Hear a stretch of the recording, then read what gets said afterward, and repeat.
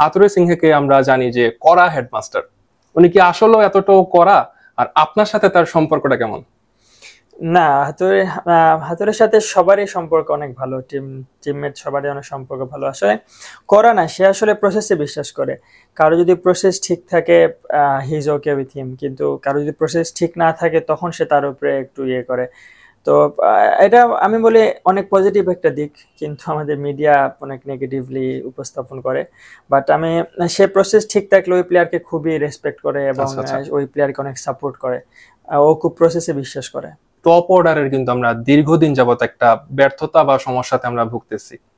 ওই জায়গাতে আমরা এবারের বিশ্বকাপেও দেখলাম, বা গত বিশ্বকাপ যেটা ছিল ওইটাতেও আমরা দেখতে পেয়েছি যে আমরা টপ অর্ডার কলাপস করে। ওই জায়গা থেকে আমরা তামিম ইকবালের কোনো শূন্যতা অনুভব করছি কিনা?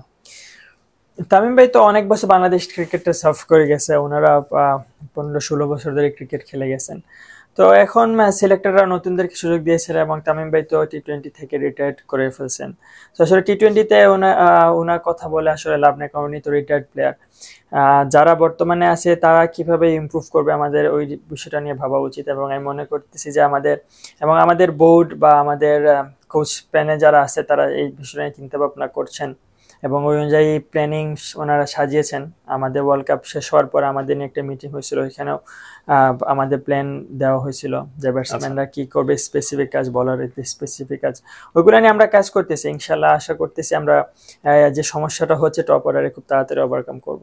দলের অভিজ্ঞ অনেক ক্যাম্পেইনারের সাথে আপনার খেলার সুযোগ হয়েছে, ড্রেসিং রুম শেয়ার করার সুযোগ হয়েছে এই বিশ্বকাপে, বিশেষ করে সাকিব আল হাসান, বাংলাদেশের গ্রেট, মাহমুদুল্লাহ রিয়াদ ভাই, ওনাদের সাথেও আপনার মাঠে এবং মাঠের বাইরে ড্রেসিং রুমে শেয়ার করেছেন। এই মুহূর্তগুলা বা কোনো মোমেন্ট আছে কিনা?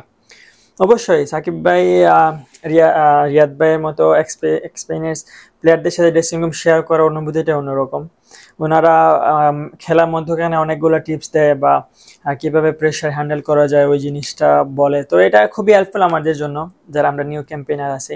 এবং সাকিব ভাই তো একদম শুরু থেকে শেষ পর্যন্ত পারফর্ম করে যাইতেছে, he is a great player আমি বলবো। এবং ওনার সাথে ড্রেসিং রুম শেয়ার করাটাই আসলে অনেক বড় একটা প্রাপ্তি আমি বলবো বাংলাদেশের ক্রিকেটারদের জন্য।